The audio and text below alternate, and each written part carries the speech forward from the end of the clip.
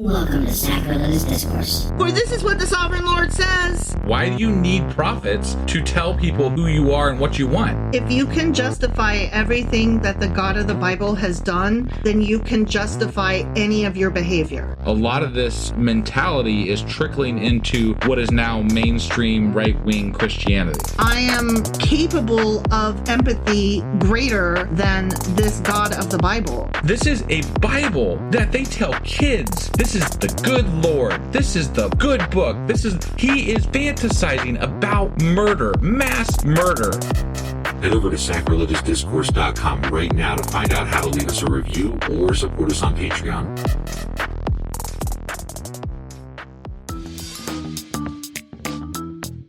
Hey there, sinners and saints. It's your favorite Bible-bashing duo from Sacrilegious Discourse, and we need your help. That's right, folks. We're raising funds for some heavenly equipment and a studio that doesn't sound like it's in the depths of hell. Our current setup, let's just say it's more apocalypse than audiophile. So if you want to hear us dissect the Bible without the background noise of demonic squirrels, chip in a few bucks. We're aiming for $5,000 to upgrade our audio and build a studio worthy of blasphemous banter.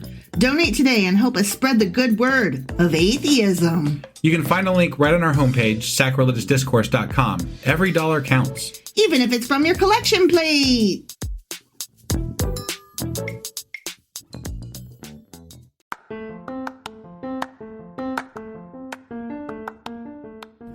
Welcome to Sacrilegious Discourse. I'm husband. And I'm wife. Together we're reading the Bible for the very first time.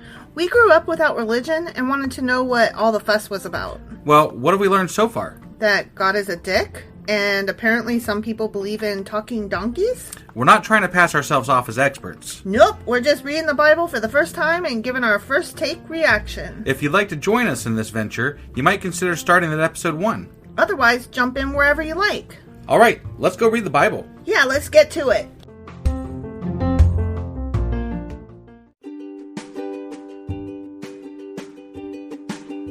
Hey wife, did you know that Anchor is sponsoring our show? Really? Don't we use Anchor to distribute our podcast on Spotify and Apple Podcasts? Yeah, and we are on just about every other platform available as well, thanks to them.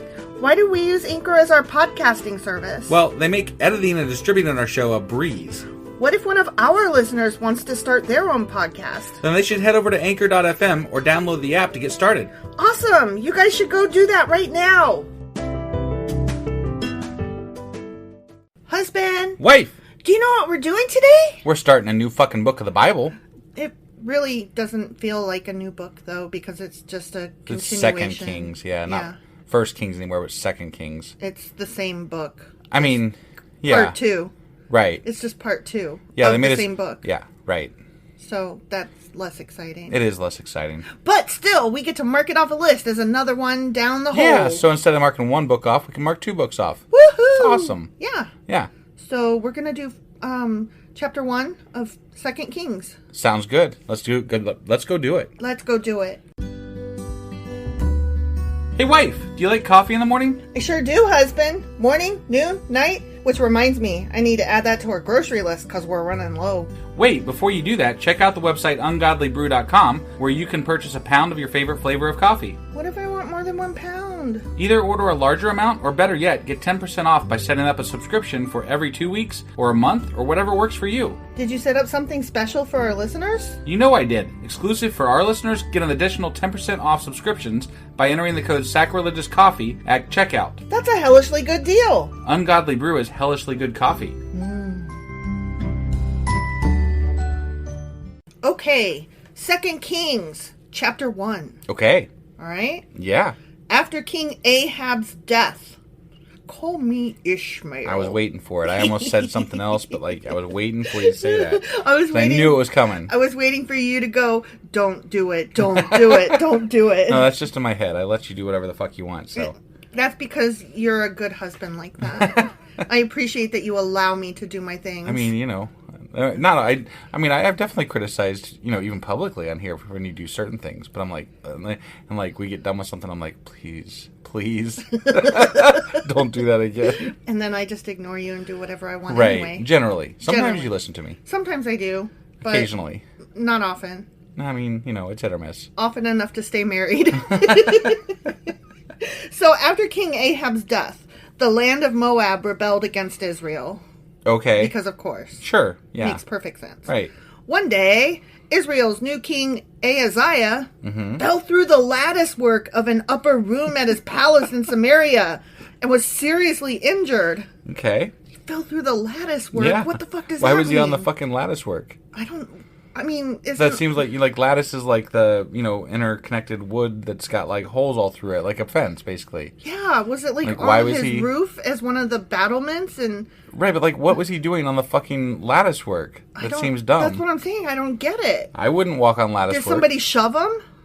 Maybe. I mean, that could be. Okay, wait. He fell through it. Does this mean that like it was not the lattice work that stands up and down vertically, but probably like across horizontally? like a old-fashioned Florida room or something. Okay, so he was standing on top of it. Right, and that's fell what through? I'm thinking. Like that's the image that's in my head.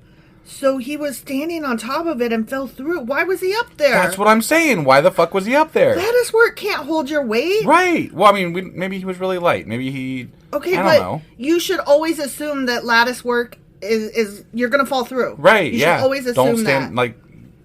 Yeah. I would expect a child to maybe fall through because, like, I mean, if you went to go buy lattice work at like Lowe's, they probably have a warning that says "Don't stand on this." Yeah, like cannot. This shit can't hold people. Cannot exceed like a half pound. Right? Yeah. Like no cats allowed. It's and lattice our work. cat is 13 pounds. It's lattice work, our dumbass. cat would not be able to walk across lattice work without falling I wouldn't through. want her to try it. Yeah. No. Good grief. Right. This guy's dumb. Right. Okay. He fell through that in his palace in Samaria. I like that they tell us where the palace is because maybe he's got more than one. It was the Samaria one. Yeah. Okay. And he was seriously injured. So he sent messengers to the temple of Baal-zebub. Baal-zebub. Baal-zebub? Maybe. Okay. The god of Ekron. Oh, it is. It's Beelzebub. Oh. You know? Yeah. But they wrote it Baal. Okay. Instead of Beelzebub. Beelzebub. Beelzebub. Beelzebub. Okay. Okay. I gotta... We'll have to look that one up. Yeah. Like, what's a Beelzebub? Right, what's a Baal-zebub? Is it different from a Beelzebub? I don't know. How many Beels would fit in a ball? The god of Ekron, to ask whether he would recover. Do you... To add what? He's asking a god. He sent messengers to the temple of Baal-zebub. To ask a god that's not God. I mean, at least not God of the Bible. Will I recover? Ask him, will I recover? Am I going to be okay? Okay. So he's not asking God. He's asking... That guy. Baal-zebub. Yeah. But... the angel of the Lord, there's only one. Okay. The angel of the Lord told Elijah, who was from Tishbe. Oh, so Elijah's back. He never went away. I know, but they had like that, whatever, the The other ones. Elisha. Well, no, there was two other prophets. There was the one that was like a certain prophet, and then there was Micaiah. That sounds right. Yeah.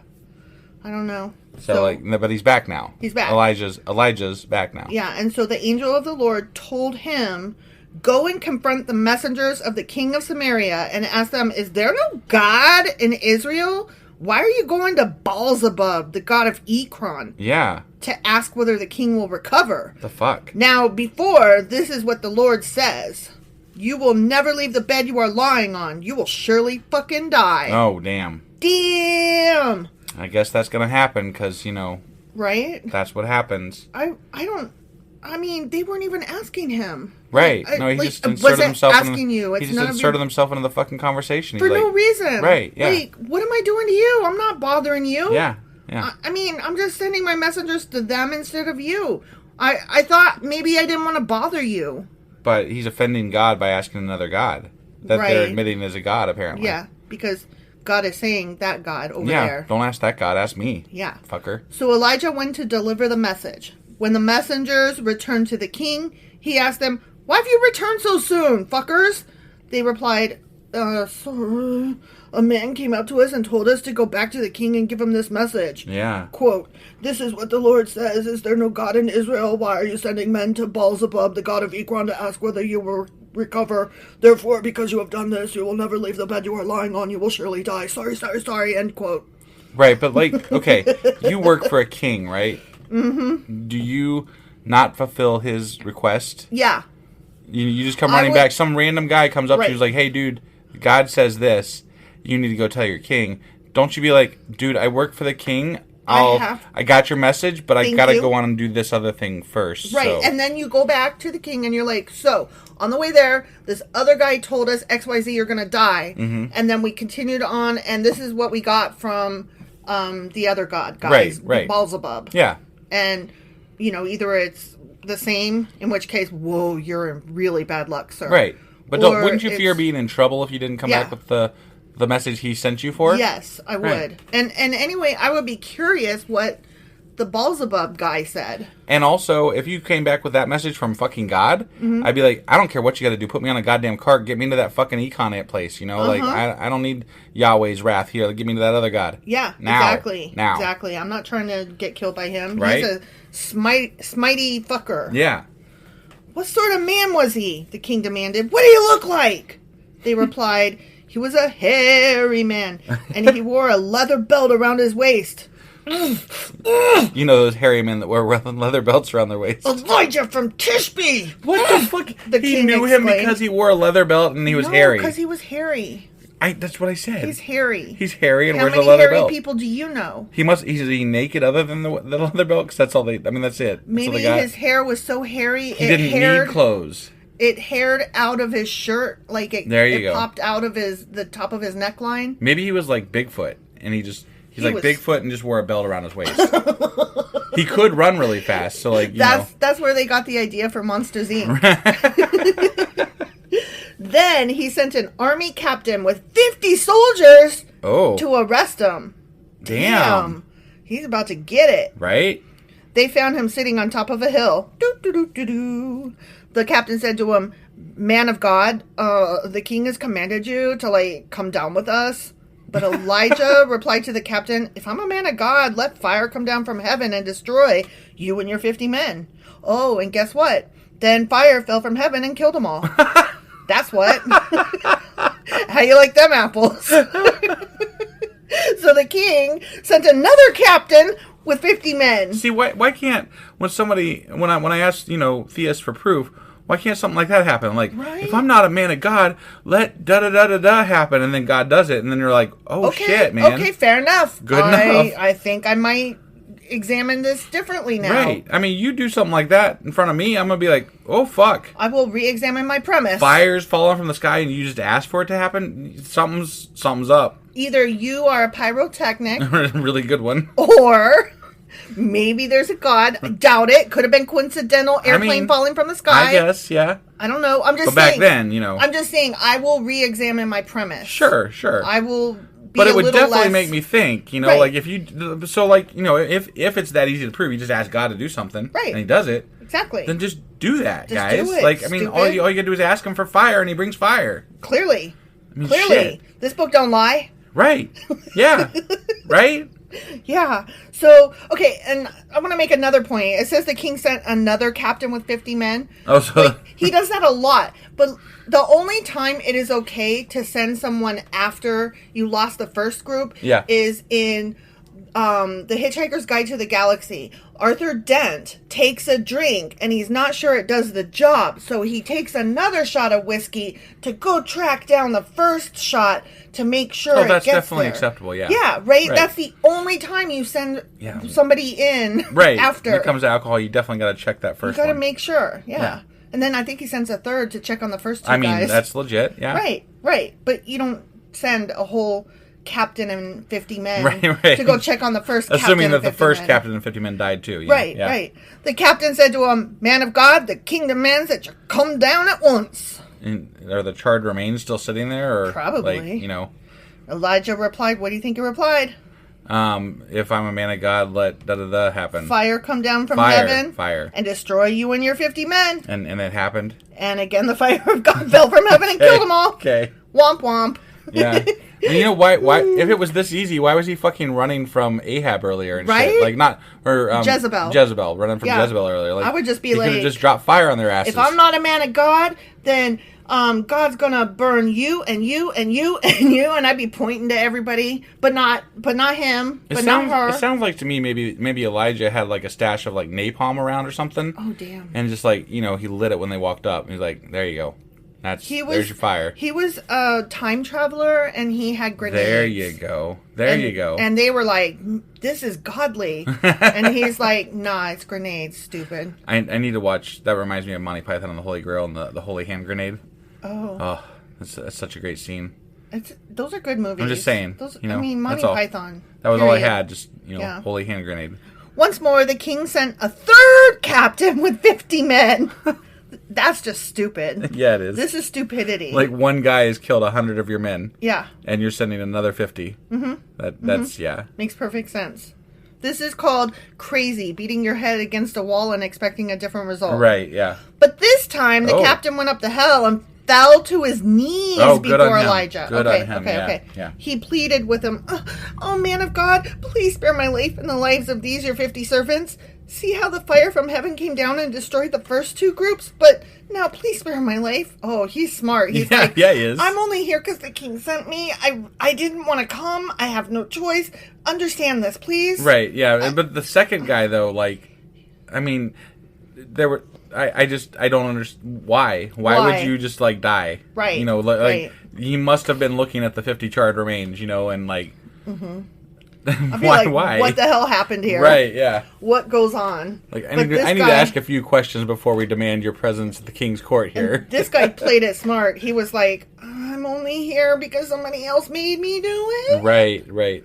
So then, this is so smart. Then the angel of the Lord said to Elijah, "Go on down with him and don't be afraid of him."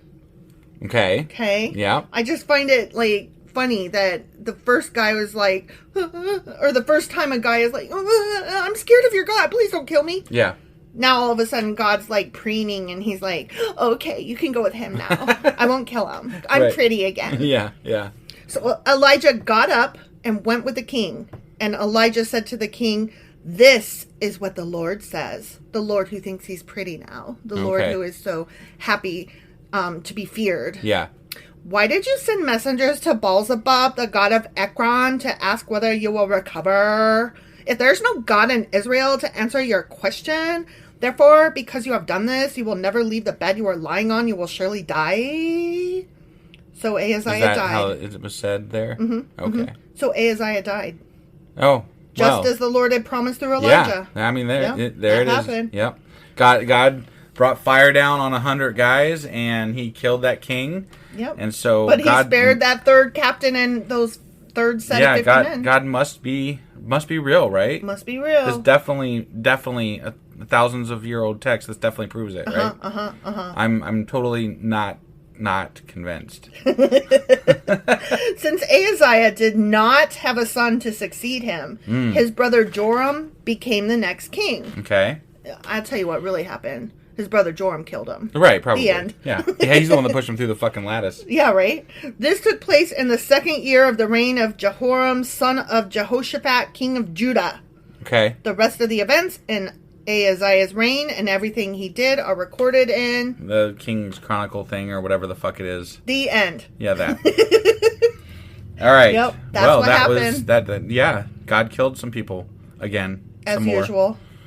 Not to be, nothing surprising. God's getting a little bit more, like we talked about it a few episodes back, like maybe in the middle of King somewhere. He was kind of being more hands off and stuff. Yeah, but he's getting a little bit more directly involved with Elijah around. Yeah, he is. So that's interesting. It's interesting. It's also he wasn't being worshipped enough, and so that right? now he's like, all right, I'm gonna get my hands dirty again. Somebody call me pretty. Yeah, I'm gonna light fire to some people, and that'll make them pay attention. Besides, I like killing. I haven't done that in a few centuries. Here, hold my beer. Exactly. See if I still got this. Clearly he does. Clearly, yeah.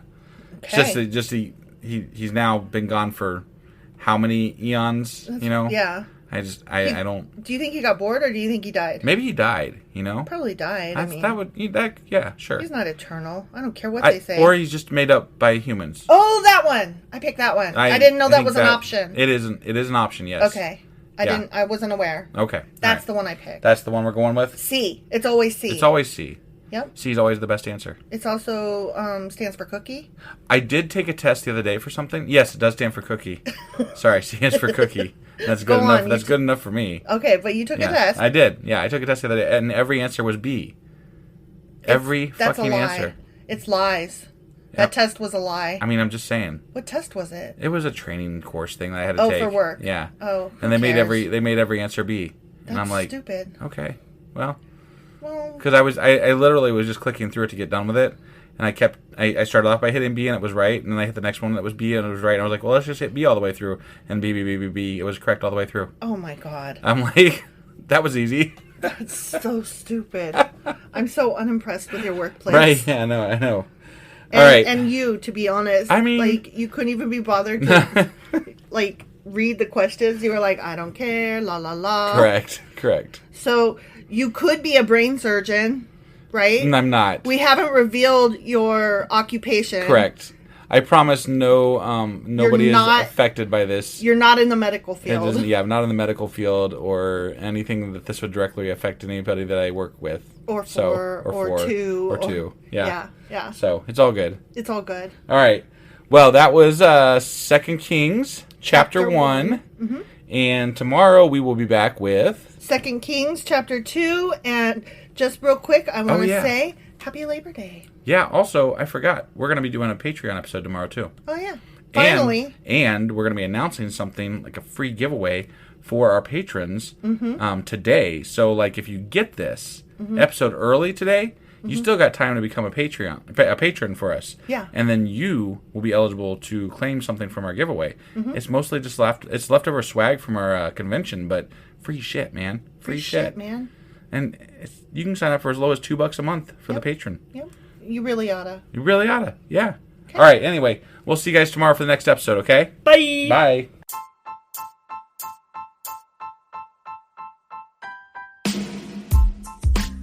Hey, wife. I guess that's the end?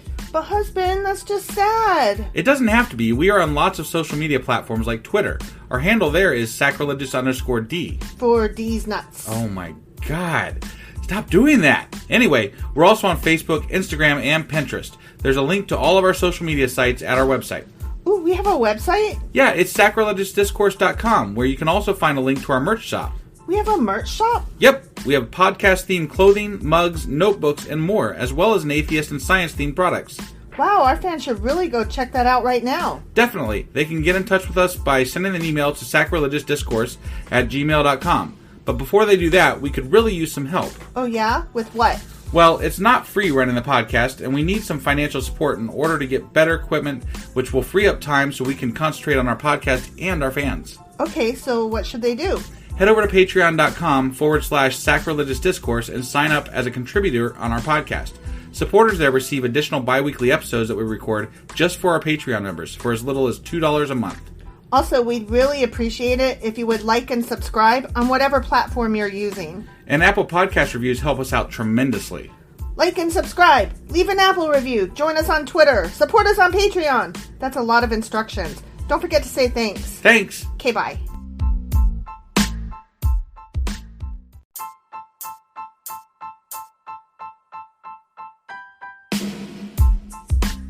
Hey, wife. I guess that's the end? But husband, that's just sad. It doesn't have to be. We are on lots of social media platforms like Twitter. Our handle there is sacrilegious_D. For D's nuts. Oh my God. Stop doing that. Anyway, we're also on Facebook, Instagram, and Pinterest. There's a link to all of our social media sites at our website. Ooh, we have a website? Yeah, it's sacrilegiousdiscourse.com, where you can also find a link to our merch shop. We have a merch shop? Yep, we have podcast-themed clothing, mugs, notebooks, and more, as well as an atheist and science-themed products. Wow, our fans should really go check that out right now. Definitely. They can get in touch with us by sending an email to sacrilegiousdiscourse@gmail.com. But before they do that, we could really use some help. Oh yeah? With what? Well, it's not free running the podcast, and we need some financial support in order to get better equipment, which will free up time so we can concentrate on our podcast and our fans. Okay, so what should they do? Head over to patreon.com/sacrilegiousdiscourse and sign up as a contributor on our podcast. Supporters there receive additional bi-weekly episodes that we record just for our Patreon members for as little as $2 a month. Also, we'd really appreciate it if you would like and subscribe on whatever platform you're using. And Apple Podcast reviews help us out tremendously. Like and subscribe. Leave an Apple review. Join us on Twitter. Support us on Patreon. That's a lot of instructions. Don't forget to say thanks. Thanks. Okay, bye.